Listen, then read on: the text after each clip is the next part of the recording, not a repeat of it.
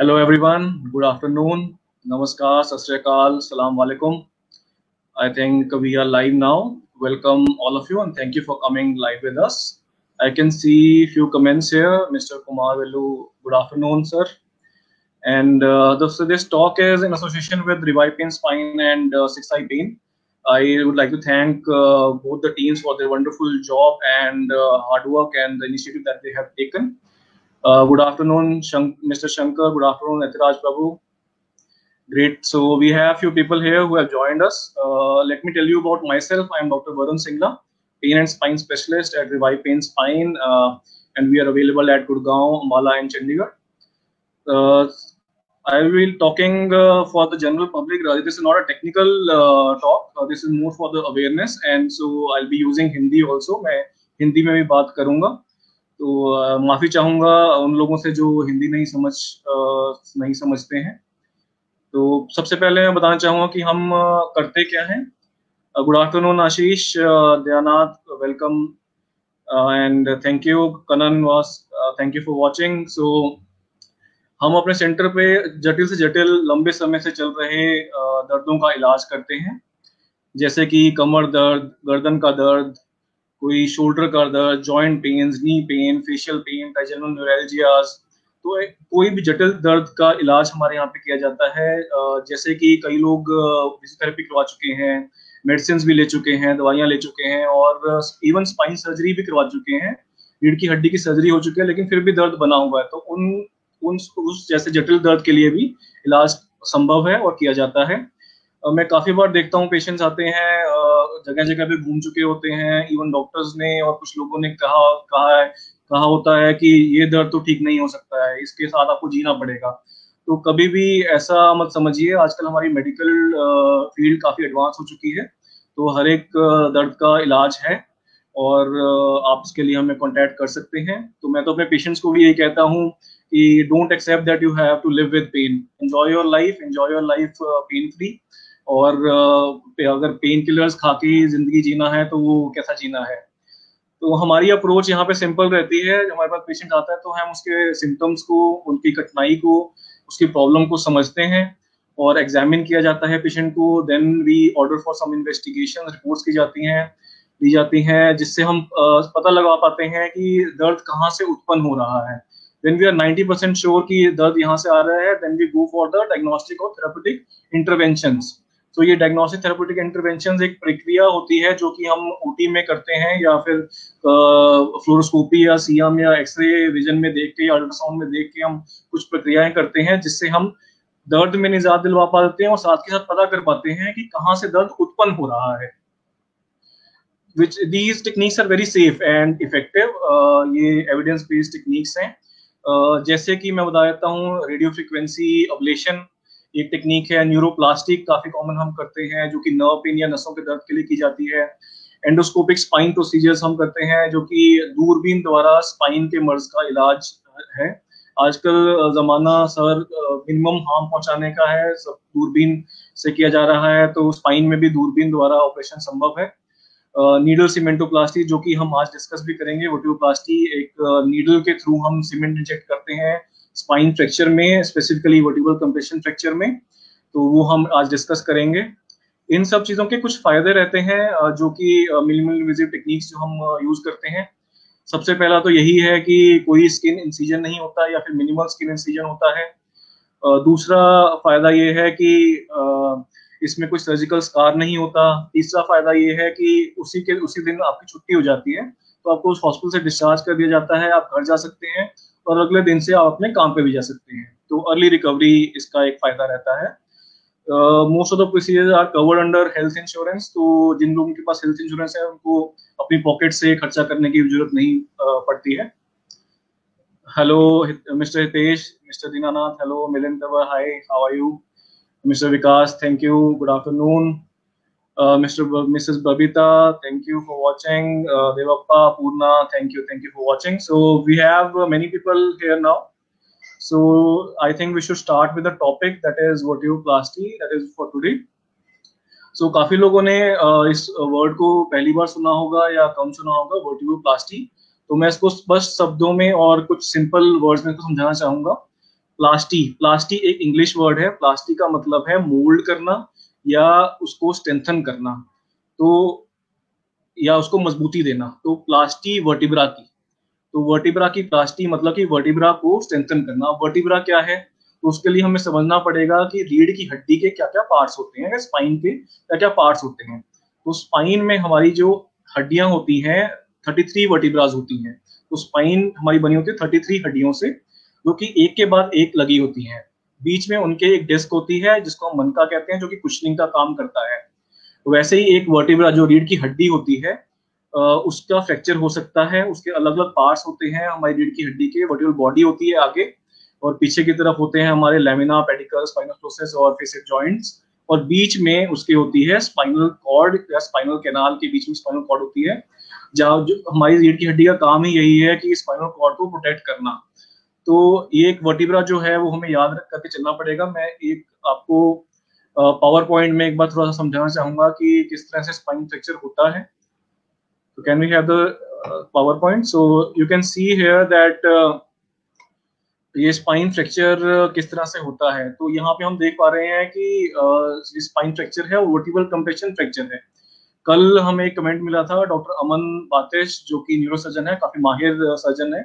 उन्होंने कहा था कि स्पाइन ये फ्रैक्चर जो होता है कई तरह के होते हैं और हर एक में वर्टिब्रोप्लास्टी नहीं की जाती। बिल्कुल सही बात है, हर एक स्पाइन फ्रैक्चर्स में वर्टिब्रोप्लास्टी नहीं की जाती है।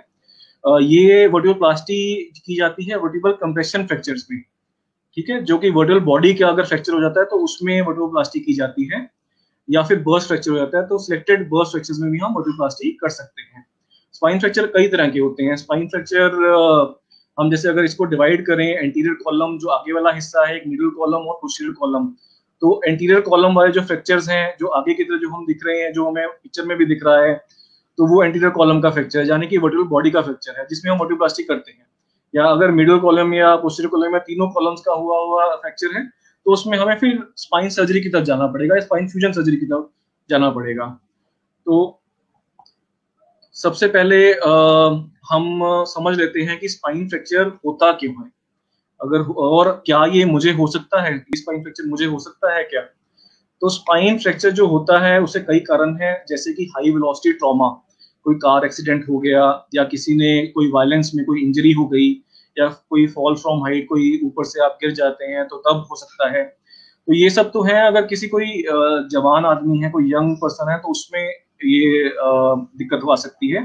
बट कुछ एजेड लोगों में उम्र जब बढ़ जाती है तो हड्डियां कमजोर हो जाती है, तो उनमें तो सिंपल सिंपल हम खड़े हुए हैं, खड़े खड़े खड़े गिर गए तो उससे भी हड्डी कमजोर होने की वजह से स्पाइन फ्रैक्चर हो जाता है। कई बार तो ऐसा देखा गया है कि जोर से छींकने पे भी लोगों को स्पाइन फ्रैक्चर हो जाता है, जो कि बहुत बूढ़े हैं और हड्डियां काफी कमजोर हैं। तो ये ऑस्टियोपोरोटिक ऑस्टियोपोरोसिस जो है काफी कॉमन बीमारी है, हड्डियां कमजोर होना। ऑस्टियोपोरोसिस का मतलब है पोरस बोन, पोरस बोन। तो हम पोरस बोन या बिटल बोन डिजीज कहते हैं, ऐसे बिटल बोन डिजीज। तो कहने का मतलब यह है कि हमारी हड्डी कांच की तरह कमजोर हो जाती है, हल्की चोट लगने पे भी टूट जाती है। तो ये रिस्ट फ्रैक्चर काफी कॉमन है, हिप का कूल्हे का फ्रैक्चर काफी कॉमन है, और साथ ही में स्पाइन का फ्रैक्चर जो हमारी वर्टिब्रल बॉडी का फ्रैक्चर है उसका, वो भी काफी कॉमन है। तो हमें उसी से बचना है। उसके लिए कुछ टेस्ट होते हैं तो वो हम करवा सकते हैं। तो ये इसके पहले हम समझ लेते हैं कारण क्या क्या है स्पाइन फ्रैक्चर होने के। क्या ये मुझे हो सकता है, क्या मुझे कुछ सावधानी बरतनी चाहिए, या मेरे घर में बूढ़े माँ बाप हैं या और मेरे रिश्तेदार हैं जो कि एजेड हैं, तो उनको मैं बता पाऊँ। तो उनके लिए जानना ये बहुत फायदेमंद है कि एक पहली चीज तो सबसे बड़ा कारण तो एजिंग ही है। बुढ़ापे में हमारी हड्डियां कमजोर होती हैं। ऐसा देखा गया है रिसर्च में कि 50 साल की उम्र के बाद 50% फीमेल्स में, आधी एक में से दो में से एक महिला को कभी ना कभी अपनी जिंदगी में 50 साल की उम्र के बाद फ्रैक्चर होने के चांसेस हैं, और वही मेल्स में वो 1/5 चांसेस हैं। तो इतना कॉमन है ये कि आधी महिलाओं को ये फ्रैक्चर हो सकता है, तो क्यों ना हम पहले ही सावधानी बरतें। दूसरा एक और कारण है पोस्ट मेनोपॉजल वुमेन में काफी कॉमनली देखा जाता है।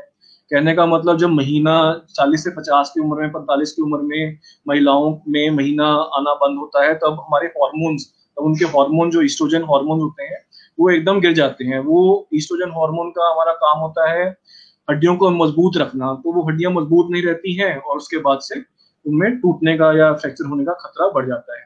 दूसरा, एक कैल्शियम इंटेक हम इतना लेते नहीं है, मिल्क हम लेते नहीं है, दूध हमने पीते नहीं है, तो हड्डियां कमजोर पड़ जाती हैं। विटामिन डी बहुत जरूरी है, विटामिन डी के लिए धूप में जाना जरूरी है, जो कि हम करते नहीं। मैं आपके सामने कंप्यूटर में बोल रहा हूँ, मैं धूप में जाता नहीं हूँ, तो मेरी हड्डियां खुद कमजोर हो गई। तो विटामिन डी लेना बहुत जरूरी है। सप्लीमेंट्स आते हैं तो वो ले सकते हैं, विटामिन डी, कैल्शियम तो लेना जरूरी है। कई बार डाइजेस्टिव प्रॉब्लम होती है, माल अब्जॉर्प्शन होता है, तो एब्जॉर्प्शन ही नहीं होता है उस न्यूट्रिएंट्स का, कैल्शियम का, विटामिन डी का, तो हमारी बॉडी में जा ही नहीं पाता है। खासकर देखा गया है पोस्ट बेरेटिक सर्जरी, जैसे मतलब कई लोग मोटापे के कारण सर्जरी करवाते हैं, तो उस मोटापे की सर्जरी के बाद भी कुछ न्यूट्रिशनल डिफिशिएंसीज मालअब्जॉर्प्शन के कारण देखी जाती हैं, जिसकी वजह से ये बोन वीक हो सकती है। एक सबसे बड़ा कारण जो मुझे लगता है, जो कि खुद में एपिडेमिक है, सेडेंटरी लाइफस्टाइल। हम आजकल काम नहीं करते हैं, बस बैठे रहते हैं। हमारे पूर्वज जो थे वो चलते फिरते थे, सब काम करते थे, तो वो मजबूत थी उनकी हड्डियां, बुढ़ापे में भी वो पूरा सब काम कर लेते थे। लेकिन हमारी हालत थोड़ी गंभीर हो जाती है जब हमारी एज थोड़ी सी बढ़ती है। तो बहुत जरूरी है कि आप फिजिकल वर्क करते रहें। नौकर चाकर सबने रखे हुए हैं, तो वो काम करते हैं, तो हड्डियां भी उन्हीं की मजबूत होंगी। सेठानी या सेठ की हड्डियां तो कमजोर ही रहेंगी जो काम नहीं कर रहे हैं। तो बहुत जरूरी है कि आप फिजिकल वर्क भी करिए साथ साथ, तो ताकि ओवरऑल आप हेल्दी रहें और हड्डियां भी मजबूत रहें। एक और कारण है स्पाइन फ्रैक्चर या वर्टिब्रल कंप्रेशन फ्रैक्चर होने का, कैंसर। कैंसर, जैसा आपको पता होगा, इसकी एक यूनिक प्रॉपर्टी है फैलने की, वो बॉडी में फैलता है। और ये जो कैंसर है, अगर एक जगह पे है, वो काफी कॉमनली स्पाइन में जाके फैलता है। वर्टिब्रल मेटास्टेसिस काफी कॉमन है, जिसकी वजह से हड्डी वो कमजोर हो जाती है और वो पेन करती है, और वो भार, हमारी बॉडी का भार भी सहने में असमर्थ हो जाती है। तो कैंसर पेशेंट्स में काफी जरूरी है कि पेन, अगर बैक पेन हो रहा है तो वर्टिब्रल मेटास्टेसिस की वजह से हो सकता है, या कैंसर वहां पे पहुंच चुका है उसकी वजह से हो सकता है, तो हमें जानना बहुत जरूरी है और उसके लिए जो ट्रीटमेंट है वो लेना बहुत जरूरी है। अब काफी लोग पूछ रहे होंगे कि कैसे पता चलेगा कि कुछ फ्रैक्चर हुआ है, और इतना कॉमन है तो पता कैसे चलेगा कि हुआ है नहीं हुआ है। तो इसका सबसे पहले तो 2/3 ऑफ द फ्रैक्चर्स में एसिम्प्टोमेटिक होते हैं, तो पता ही नहीं चलता है कि फ्रैक्चर हुआ है नहीं हुआ है। तो जब फ्रैक्चर का पता ही नहीं चलेगा, तो जब वो किसी और कारण से एक्सरे करवाएंगे, एमआरआई करवाएंगे, तब उसमें आएगा कि वहां का फ्रैक्चर था। तो एक तो कारण ये है कि पता ही नहीं चला। जिन लोगों में फ्रैक्चर होता है, अक्यूटली होता है, उनमें सिम्टम्स आते हैं, जैसे कि मिडलाइन पेन होता है, स्पाइन में, बैक में पेन होता है, मिडलाइन पेन होता है, काफी सीवियर पेन होता है, खड़ा रहना मुश्किल होता है। तो उस टाइम पे मैं बताना चाहूंगा कि खड़ा रहना, बैठना या कोई भी वेट बेरिंग एक्टिविटी से वो और बढ़ता है। और कम कैसे होता है, अगर आप लेट जाएंगे थोड़ा सा कम हो जाता है, पर वो कोई इलाज नहीं है, हम लेटे तो नहीं रह सकते हैं। तो एक इस टाइम पे बहुत इंपॉर्टेंट है उन लोगों के लिए जानना जिनके घर में एजेड लोग हैं, कि अगर कभी कोई गिर जाता है और उसको बैक पेन एकदम शुरू हुआ है और आपको हॉस्पिटल लेके जाना है उन्हें, तो बहुत जरूरी है कि आप उनको गोदी में उठा के ना लेके जाएं, क्योंकि उससे हमारा स्पाइन फोल्ड हो जाता है। स्पाइन फोल्ड हो जाएगा तो पीछे कंप्रेशन, जो हमारे स्पाइनल जो फ्रैक्चर हुआ है वो स्पाइनल कॉर्ड को कंप्रेस कर सकता है, जिसकी वजह से पैरालिसिस भी हो सकता है। तो जरूरी है कि स्पाइन को स्टेबल रखिए, स्पाइन को स्टेबलाइज करिए, उसको बिल्कुल, पेशेंट को बिल्कुल सीधा रखिए और किसी पट्टी पे या बोर्ड पे रख के लेके आइए हॉस्पिटल, ताकि वो कंप्रेशन ना हो स्पाइनल कॉर्ड का, पैरालिसिस ना हो। तो वो बहुत जरूरी है जानना। तो उसके बाद अब हॉस्पिटल पहुंचते हैं या ओपीडी में हमें दिखाने आते हैं, तो क्या एक्सपेक्ट करेंगे कि वहां पे क्या किया जाएगा। तो सबसे पहले तो हम देखते हैं पेशेंट की बैक को कि कहाँ पे फ्रैक्चर हुआ है। उसके बाद हम पैल्पेट करते हैं, उसको वहां पे छू कर देखते हैं कि वहां पे टेंडरनेस है, एलिसिट करते हैं, जिसको पॉइंट टेंडरनेस एलिसिट करना कहते हैं। एग्जामिनेशन करते हैं, न्यूरोलॉजिकल एग्जामिनेशन, लेग्स का एग्जामिनेशन होता है, मोटर सेंसरी पावर चेक की जाती है, रिफ्लेक्सेस चेक किए जाते हैं। तो ये सब एग्जामिनेशन करने के बाद कुछ इन्वेस्टिगेशंस ऑर्डर की जाती हैं, रिपोर्ट हमें चाहिए होती है ताकि हम देख पाए, जैसे कि एक्सरे। एक्सरे इसमें फायदेमंद रहता है कि हम देख पाते हैं कि किस लेवल पे जो फ्रैक्चर है। तो मैं एक आपको पीपीटी में एक पिक्चर दिखाता हूँ। आप शायद पीपीटी देख पा रहे होंगे, आप देख पा रहे हैं कि इसमें फ्रैक्चर है L2 और L3 लेवल का। तो ये काफ़ी कॉमन है हमारे लिए जानना कि एक्सरे में हम डॉक्टर आपके पहचान पाएंगे कि किस लेवल का फ्रैक्चर है, कितनी जगह पर कितने लेवल्स पे फ्रैक्चर है, एक लेवल का है या मल्टी लेवल फ्रैक्चर है। और दूसरा जान पाएंगे कि ग्रेडिंग क्या है उस फ्रैक्चर की, कितना वो हमारी हड्डी पिचकी हुई है, दबी हुई है, तो उसके काइफोसिस कितना है, कितना आगे से दबा हुआ है, वो हम जान पाते हैं एक्सरे में। उसके बाद एक एमआरआई कराना जरूरी रहता है। एमआरआई कराने से हमें पता चलता है कि फ्रैक्चर जो है अक्यूट है, क्रॉनिक है, मतलब वो फ्रैक्चर हील हो चुका है या अभी अनहील्ड फ्रैक्चर है। अगर अनहील्ड फ्रैक्चर है तो हमें उसके लिए कुछ ना कुछ प्रोसीजर या कुछ इंटरवेंशन या सर्जरी हमें कुछ करना करना पड़ सकता है। अगर वो हील्ड है तो उसमें इतना जरूरी नहीं है कि कुछ ज्यादा उसमें ट्रीटमेंट की जरूरत पड़े, या उसमें सिम्टम्स भी इतने नहीं होने के चांसेस रहते हैं। तो वो हम एमआरआई में देख पाते हैं। साथ ही में एमआरआई में हम देख पाते हैं कि पीछे जो हमारी स्पाइनल कॉर्ड है वो कहीं कंप्रेस तो नहीं हो रही है, कहीं नसें दब तो नहीं रही हैं। एमआरआई में हम देख पाते हैं। सीटी स्कैन करवाया जाता है। सीटी स्कैन में हड्डियां काफी अच्छे से देख पाते हैं, तो हम देख पाते हैं कि जो वर्टिकल बॉडी है कितनी कंप्रेस्ड है, कितना फ्रैक्चर हुआ हुआ है, और हम अपना प्रोसीजर प्लान कर पाते हैं। तो ये तो हो गया कि डायग्नोसिस, कि आप हॉस्पिटल पहुंचे तो डॉक्टर साहब ने वहां पे क्या देखा और किस तरह से आपका डायग्नोसिस बनाया। तो एक बार डायग्नोसिस बन गया तो उसके बाद अब बारी आती है कि उसको ट्रीट किया जाए। अब उसको मैनेज करना है, ट्रीट करना है। तो उसके लिए कई तरीके हैं। There are 3 ways to manage it. First is conservative management, second is interventional management, and third is surgical management और सर्जरी। तो सबसे पहले हम बात करते हैं कंजर्वेटिव मैनेजमेंट की, कि कंजर्वेटिव मैनेजमेंट होता क्या है।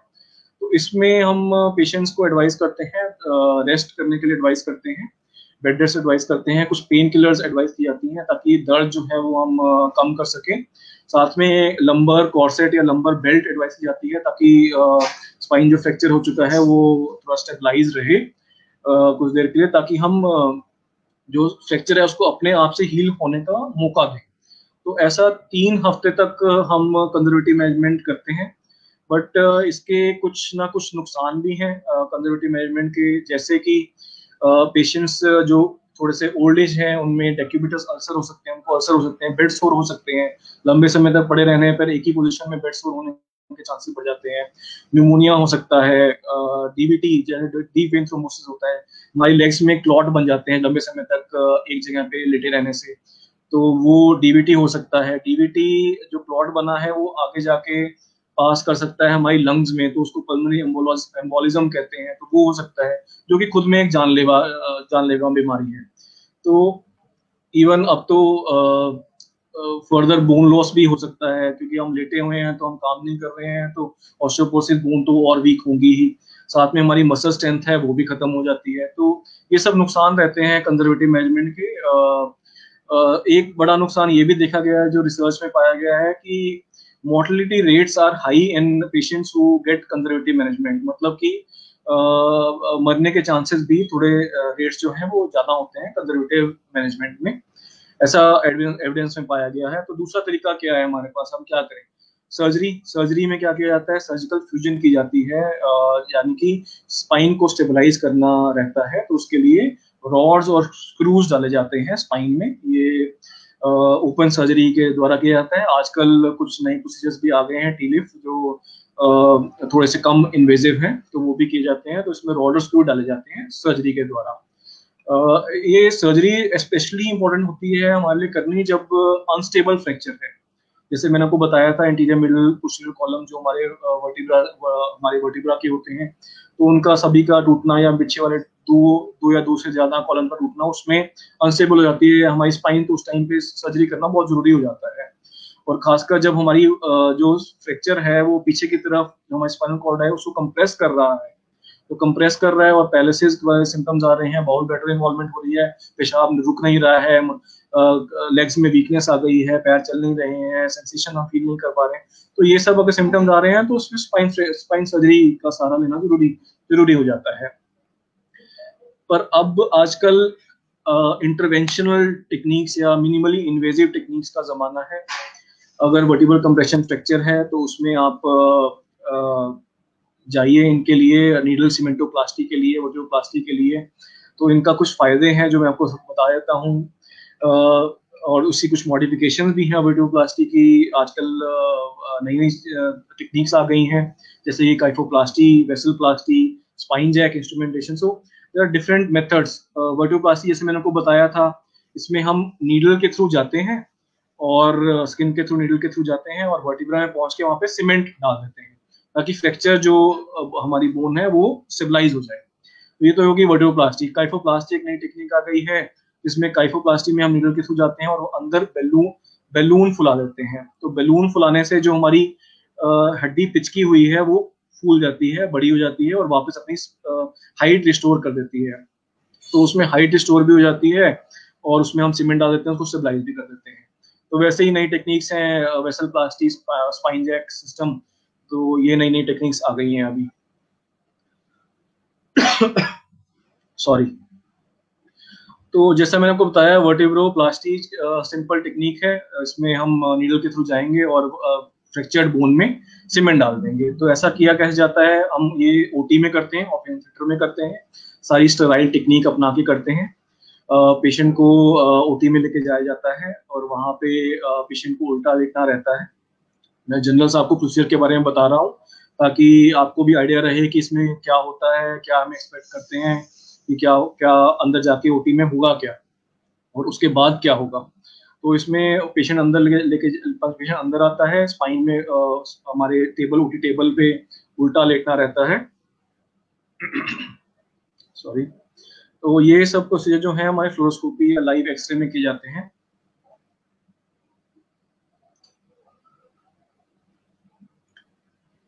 जस्ट अ मिनट, मुझे थोड़ा सा ड्राई हो गया है बोलते बोलते। So just a minute, I will take a few minutes. उतनी देर तक मैं देख लेता हूँ, काफी कमेंट्स हमारे पास आ चुके हैं, लोग क्वेश्चन भी पूछ रहे हैं। विकास जी ने पूछा है, what is the role of exercises and activity in patients with neck pain, और can exercise due to worsening the symptoms and pain. तो नेक पेन के लिए हम आज डिस्कस नहीं कर रहे हैं, बट हाँ, नेक पेन में एक्सरसाइजेस का बिल्कुल रोल है।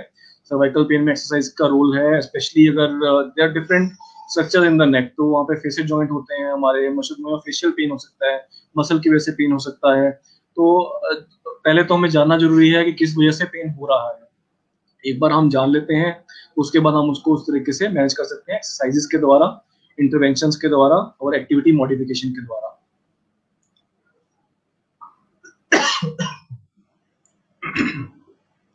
तो दोबारा मैं हमारी टॉपिक पे आ जाता हूँ।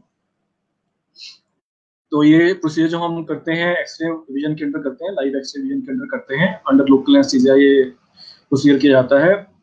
लोकल एनेस्थीसिया मतलब कि आपको बेहोश नहीं किया जाता है, आप बिल्कुल जागरूक रहते हैं और हमसे बात करते रहते हैं। मैं अपने पेशेंट से हमेशा ओटी में बात करता रहता हूँ, तो जान लेता हूँ कि वो सब ठीक ठाक है, सब ठीक चल रहा है, तो उनको भी कंफर्टेबल रहता है। इसमें हमें टाइम लगभग एक वर्टिब्रल लेवल करने में 20 से 40 मिनट लगते हैं। ये काफी लीस्ट इन्वेजिव है आई वुड से, और डे केयर प्रोसीजर है। पेशेंट को हम मोबिलाइज भी कर देते हैं, 2-3 घंटे बाद हम पेशेंट को सुपरविजन में मोबिलाइज भी कर देते हैं। तो बल्कि रादर मैं कहूंगा कि इसका एक मैजिकल इफेक्ट होता है पेन पे। मैंने देखा है पेशेंट्स को हम वर्टिब्रोप्लास्टी करते हैं, सीमेंट डालते हैं अंदर, और पेशेंट जब ओटी टेबल पे ही होता है तब सीधा करने पे ही कहता है काफी पेन तो अब तो काफी कम हो गया, तो मेरे को काफी अच्छा लग रहा है। तो ये मतलब एक मैजिक की तरह काम करता है, मुझे ऐसा लगता है। उसके बाद जब पेशेंट को हम रूम लेके भेजते हैं, तो उसके बाद 3-4 घंटे बाद तो हम उनको मोबिलाइज कर देते हैं, अगले दिन से वो अपना नॉर्मल रूटीन में भी आ जाते हैं। तो तो ये प्रोसीजर जो है, इसमें हम लाइव फ्लोरोस्कोपी के अंडर, मैं आपको एक बार दिखा देता हूँ, कुछ पिक्चर्स पीपीटी पे दिखा देता हूँ कि हम करते क्या है इसमें। तो ये आप पीपीटी में देख पा रहे होंगे कि पावर पॉइंट में, कि हम नीडल के थ्रू इसमें, ये हमारे पेशेंट प्री कोविड, जब ये कोविड अभी आया नहीं था तब हमने ये प्रोसीजर किया था। आर्मी रिटायर्ड पर्सन थे, काफी लाइवली पर्सन थे, तो उनमें हमने किया था ये काइफोप्लास्टी और वर्टिब्रोप्लास्टी L2 और L3 वर्टिब्रा का। तो इसमें हम एक छोटी सी नीडल के थ्रू जाते हैं वर्टिब्रा के अंदर, और अंदर जाके वहां पे सीमेंट इंजेक्ट करके बाहर निकल आते हैं। तो ये आप जैसे देख पा रहे होंगे कि स्किन इंसिजन जो है वो बहुत ही पतला सा रहता है, बहुत छोटा सा रहता है। नीडल के थ्रू जाना है, वापस आना है, बैंडेड उस पे आ जाती है। तो ऐसा कोई मेजर ऑपरेशन नहीं है। नीडल के थ्रू गए और सीमेंट डाल के वापस आ गए, ठीक है। तो दूसरा आप ये देख सकते हैं कि ये सीमेंट डल चुका है। ये आप देख सकते हैं L3 वर्टिब्रा में सीमेंट डला है, ये L2 वर्टिब्रा में सीमेंट है। तो ये हमने पोस्ट प्रोसीजर हमने इनका एक्सरे करवाया था, तो उसमें भी हमें अच्छे रिजल्ट मिले हैं। पेशेंट काफी खुश है, अपना चल फिर रहे हैं, बढ़िया है। तो इसमें हम बुलाते हैं पेशेंट को लगभग 1 से 2 हफ्ते बाद हम पेशेंट को दोबारा बुलाते हैं ओपीडी में। वहाँ पे चेक करते हैं कि कोई पेशेंट अब मोबिलाइज कर पा रहा है, पेन वगैरह कम हो गया है और नॉर्मल एक्टिविटी अब कर पा रहे हैं, नहीं कर पा रहे हैं। कुछ पेन किलर्स जो हैं वो हम कम कर पाते हैं, और ऑस्टियोपोरोसिस जो मेडिसिन हैं वो बहुत ज़रूरी होती हैं पेशेंट्स को देना, क्योंकि एक बार अगर फ्रैक्चर हुआ है तो दोबारा फ्रैक्चर होने के चांसेस उस लेवल के नहीं, क्योंकि वो तो हील हमने कर दिया, उसको हमने स्ट्रेंथन कर दिया है। लेकिन बॉडी में कहीं और फ्रैक्चर होने के चांसेस तो काफी ज्यादा हैं। खासकर पहले या दूसरे साल में तो फ्रैक्चर होने के चांसेस काफी ज्यादा रहते हैं। तो हमें सारी सावधानी भी बरतनी है। सावधानी क्या बरतनी है कि कोई स्लिपरी सरफेस है तो उस पर मत चलिए, सावधानी से चलिए। कोई अनइवन सरफेस है तो उस पर सावधानी से चलिए, और आराम से चलिए। अगर स्टिक यूज करनी है तो स्टिक यूज कीजिए। और अपनी मेडिकेशन, जो कि ऑस्टियोपोरोसिस के लिए कुछ मेडिकेशन होती हैं, विटामिन डी, कैल्शियम हम सप्लीमेंट करते हैं, ऑस्टियोपोरोसिस मेडिसिन देती हैं, वो खाते रहिए। वो बहुत जरूरी है आपकी बोन को मजबूती देने के लिए, ताकि दोबारा कहीं पे फ्रैक्चर ना हो। तो ये सब हमें करना बहुत जरूरी रहता है।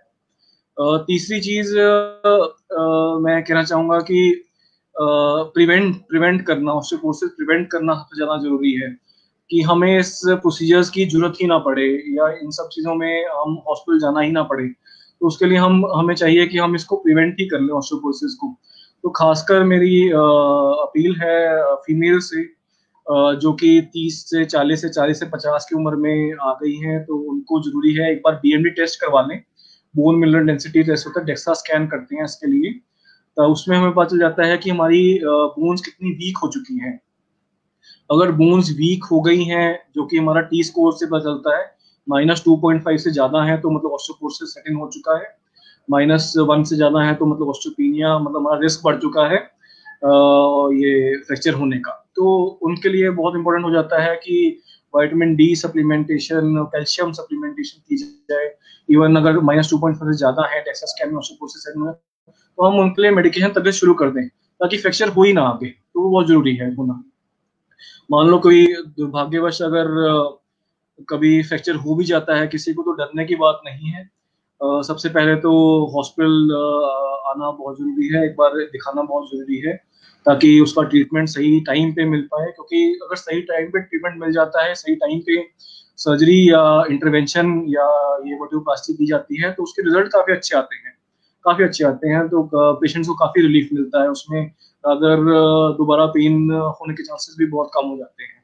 तो तो सबसे पहले आप हॉस्पिटल जल्दी से जल्दी आए, उसको पहचानें। अपने सिम्टम्स जो आपको बता दिए हैं कि मिड लाइन पेन होगा, बीच में रीढ़ की हड्डी में दर्द होगा, तो उसके लिए आपको जल्दी से जल्दी समझना है और हॉस्पिटल आना है। और दूसरी चीज इसमें इम्पोर्टेंट ये है कि कंजर्वेटिव मैनेजमेंट की जाए या फिर इंटरवेंशन की जाए। तो कंजर्वेटिव मैनेजमेंट के आप एविडेंस भी समझ चुके हैं और उसके फायदे और नुकसान दोनों समझ चुके हैं। कि अगर आपको लगता है कि कुछ जल्दी से जल्दी निजात पाना है, तो इंटरवेंशन मैं सजेस्ट करूंगा। वर्टिब्रोप्लास्टी, काइफोप्लास्टी, ये काफ़ी अच्छी टेक्निक्स हैं और काफ़ी जल्दी आराम आ जाता है। आप दूसरी अपनी नॉर्मल एक्टिविटी में जा सकते हैं। ये आजकल ज़माना ही ऐसा है कि जल्दी जल्दी लोग वापस अपने काम पे जाना चाहते हैं, तो ये काफ़ी अच्छा रहता है उनके लिए। मैं कुछ क्वेश्चन ले लेता हूँ अभी। Let me take some questions. So mister Hardik Shah पूछ रहे हैं, my close friend has severe back pain in spine. Sometimes it's very severe and remains for very long time. Please advise. So mister Hardik, severe back pain in spine के कारण काफी हैं। हमारी back में काफी स्ट्रक्चर्स होते हैं, जैसे कि डिस्क होती है। हमने अभी बात की थी जब हमने थोड़ी एनाटॉमी समझी थी स्पाइन की। डिस्क या मन का होता है, वर्टिब्रल बॉडी होती है, पीछे फेसेट जॉइंट्स, कुछ जॉइंट्स भी होते हैं हमारे स्पाइन में, मायोफेशियल पेन काफी लोगों को होता है, मसल्स होती हैं। तो हमें सबसे पहले तो जानना पड़ेगा कि ये जो बैक पेन हो रहा है आपके फ्रेंड में किस कारण से हो रहा है। एक बार हम जान लेते हैं, उस कारण को पकड़ लेते हैं, तो हम उसका इलाज कर सकते हैं। फॉर द टाइम बीइंग आप एक्सरसाइजेज करते रहें अगर कुछ रेड फ्लैग्स नहीं है। रेड फ्लैग्स कहने का मतलब कि पाँव वगैरह ठीक से काम कर रहे हैं, बाउल ब्लैडर इन्वॉल्वमेंट नहीं है, मतलब कि कोई ऐसी इमरजेंसी वाली सिचुएशन नहीं है, तो आप एक्सरसाइजेज शुरू कर सकते हैं। तो एक्सरसाइज कीजिए, अगर आराम नहीं मिलता है तो एक बार दिखाइए, और वो एक बार डायग्नोसिस के बाद फिर हम उसको ट्रीट कर पाएंगे। मिस्टर सुनील जी पूछ रहे हैं, sir what are the treatments options for available for low back pain? So available for low back pain, there are many options available for low back pain. हमने तो आज एक तिनका डिस्कस किया है जो कि वर्टिब्रोप्लास्टी है या वर्टिब्रल ऑगमेंटेशन प्रोसीजर में आता है। तो लो बैक पेन के कारण काफी हैं, उसके कारणों के बाद उसकी उसमें से एक कारण के ट्रीटमेंट्स काफी हैं। तो जैसे मैं एग्जांपल ले लेता हूँ, काफी कॉमनली मन का हिल जाता है, डिस्क बल्ज कहते हैं हम उन्हें। तो डिस्क बल्ज के जो ट्रीटमेंट्स हैं वो भी काफी हैं। डिस्क बल्ज की ट्रीटमेंट्स में इंटरवेंशंस में बता देता हूँ मैं, जो कि हम करते हैं। वैसे तो सर्जरी भी की जाती है और फिजियोथेरेपी भी की जाती है, कायरोप्रैक्टिक मसाज वगैरह, काफी ऑप्शंस भी, वो ऑल्टरनेटिव मेडिसिन के भी काफी ऑप्शन रहते हैं। तो हमारी एलोपैथी में हम इंटरवेंशन टेक्निक्स में हम डिस्क बल्ज के लिए कुछ मिनिमली इन्वेजिव प्रोसीजर्स अपनाते हैं, जैसे कि न्यूरोप्लास्टी अपनाते हैं, एपिड्यूरल इंजेक्शंस नीडल के थ्रू दिए जाते हैं, वो अपनाते हैं ताकि जो नर्व पेन है उसको हम खत्म कर पाएं। डिस्क को मॉड्यूलेट करने के लिए कुछ टेक्निक्स हैं, हम उसका यूज करते हैं, जैसे कि न्यूक्लियोप्लास्टी हो गई या आपकी डिस्क एफएक्स हो गया। तो अगर डिस्क प्रोट्रूजन है, डिस्क हर्निएट कर रही है और वो काफी ज्यादा एक्सट्रूडेड डिस्क है, तो हम उसमें एंडोस्कोपी से भी उसको निकाला जाता है, जो कि दूरबीन द्वारा डिस्क को निकालने का प्रोसीजर कहलाया जाता है। तो ये जानना पहले सबसे पहले जरूरी है कि किस वजह से दर्द हो रहा है। फेसेट जॉइंट है, हमारे जॉइंट है बैक में, उसकी वजह से हो रहा है, तो उसमें भी कई टेक्निक्स हैं। रेडियो फ्रिक्वेंसी अब्लेशन है, वो एक काफी कारगर विधि है इसको ट्रीट करने के लिए। तो सबसे पहले डायग्नोसिस बनाएं कि भाई लो बैक पेन है तो वो किस वजह से हो रहा है। मैंने देखा है काफी डॉक्टर्स जो हैं वो लो बैक पेन को लेबल कर देते हैं कि बैक पेन है तो उसका इलाज क्या है कि आप दवाइयां खाइए और उसका इलाज हो जाएगा। तो ऐसा नहीं है। सबसे पहले पहले आप जानना जरूरी है कि बैक पेन का कारण क्या है, क्योंकि काफी सारे स्ट्रक्चर्स हैं, उनके काफी कारण हैं बैक पेन के। तो पहले जाने कि स्ट्रक्चर्स किस वजह से पेन जनरेटर क्या है, किस वजह से पेन जनरेट हो रहा है, कहाँ से उत्पन्न हो रहा है, तो उसको हम ट्रीट करेंगे। तो ये अच्छा रहता है। आई एम सॉरी मिस्टर अते fake Abdullah, I am sorry, ये हमारे he is from abroad and he could not understand. I'm sorry, I'll take a new lecture in English, probably you will be able to understand. This was for the Indian public or Indian people who understand Hindi. This is a native language, so probably we'll take it again and we can go for your country. And I don't know any other language, but of course we can take it in English. Mister Rajendra ने लिखा है कि हमें WhatsApp या mail या SMS से case भेजा है, तो probably I will surely see mister Rajendra, I will see your case and revert back for sure, no problem. Vikas ji लिखते हैं, what is the role of exercises and activity in patient with neck pain? ये हम discuss कर चुके हैं। Mister विकास, तो आप exercises कीजिए, एक बार पहले मिल लीजिए अपने डॉक्टर से। अगर कुछ रेड फ्लैग्स नहीं है तो एक्सरसाइजेज कीजिए, आराम मिलने की संभावना काफी अच्छी है। मिस्टर हर्षा लिखते हैं, doctor what are the natural ways to prevent spinal compression fractures? तो बिल्कुल सही क्वेश्चन है। आज हम यही डिस्कस कर रहे हैं कि spinal compression fracture, vertebral compression fractures को कैसे प्रिवेंट करें। मैं तो चाहूंगा कि बल्कि ऐसा हो ही ना किसी को, हम पहले ही इसको प्रिवेंट कर लें। तो इसके नेचुरल वेज क्या हैं? नेचुरल वेज यही हैं कि आप अपनी हेल्दी डाइट लीजिए, खाना पीना अपना अच्छा रखिए, दूध का सेवन कीजिए, दूध लीजिए, दूध के प्रोडक्ट्स, मिल्क प्रोडक्ट्स लीजिए, विटामिन डी लीजिए, विटामिन डी सप्लीमेंट्स लेने पड़े तो वो लीजिए, नहीं तो धूप में रहिए। अपना एक वेट जो है बहुत ज़्यादा मत होने दीजिए, एक अच्छे वेट की कैटेगरी में रहिए, वेट अपना मैनेज कीजिए, ताकि क्योंकि वेट अगर ज़्यादा रहेगा तो स्पाइन पे भी उतना ही दबाव बढ़ेगा, तो वो अपना वेट मैनेज करना बहुत ज़रूरी है। बाकी ऑस्टियोपोरोसिस प्रिवेंट कैसे करेंगे, आप सेडेंटरी मत रहिए, जो कि आजकल हर कोई सेडेंटरी है, तो अपना फिजिकल वर्क भी रखिए साथ में। तो ये सब नेचुरल वेज हैं उसको प्रिवेंट करने के। अच्छा खाना, तंदुरुस्त रहना, ये सब चीज़ों का मर्ज का इलाज है। तो हमारे स्पाइनल कंप्रेशन फ्रैक्चर्स का भी यही इलाज है। फीमेल्स में थोड़ा सा ज़रूरी हो जाता है कि मेनोपॉज या महीना आने के बाद ज़्यादा सेवन करना जरूरी है, vitamin D supplements, calcium supplements, या इवन हार्मोनल थेरेपीज भी लेना पड़ सकता है अगर आपको ऑस्टियोपोरोसिस सेट इन हो चुका है तो उनके लिए डिफरेंट है, लेकिन मेल्स के लिए तो जैसे मैंने बताया वो कीजिए, तो होपफुली ये होने के चांसेस नहीं रहेंगे। मिस्टर राजेंद्र पूछ रहे हैं anaesthesia in this minimally invasive procedures. बिल्कुल सही क्वेश्चन है कि एनेस्थीसिया कौन सा दिया जाता है जब ये मिनिमली इन्वेसिव प्रोसीजर किए जाते हैं। तो सर मिस्टर राजेंद्र, एनेस्थीसिया जो है इसमें लोकल एनेस्थीसिया में मोस्ट ऑफ द प्रोसीजर्स हम लोकल एनेस्थीसिया में करते हैं। तो लोकल एनेस्थीसिया क्या होता है कि एक छोटी सी नीडल के द्वारा इंजेक्ट की जाती है दवाई आपकी स्किन में, ताकि वो जो स्किन है नम हो जाती है या उसको पेन का एहसास नहीं होता है। तो ये एक प्रोसीजर लोकल एनेस्थीसिया का कहलाया जाता है। तो इसमें बेहोश करने की जरूरत नहीं पड़ती है, आप होश में रहते हैं। बहुत कम प्रोसीजर है जिसमें जनरल एनेस्थीसिया की जरूरत पड़ती है, खासकर सर्वाइकल प्रोसीजर, एंडोस्कोपिक प्रोसीजर्स या फ्यूजन प्रोसीजर, जिसमें जनरल एनेस्थीसिया या पूरी बेहोशी में किए जाते हैं। Otherwise most of the procedure जो हमारे मिनिमल इन्वेसिव टेक्निक्स है वो लोकल एनेस्थीसिया में हो जाती हैं, तो दैट इज गुड।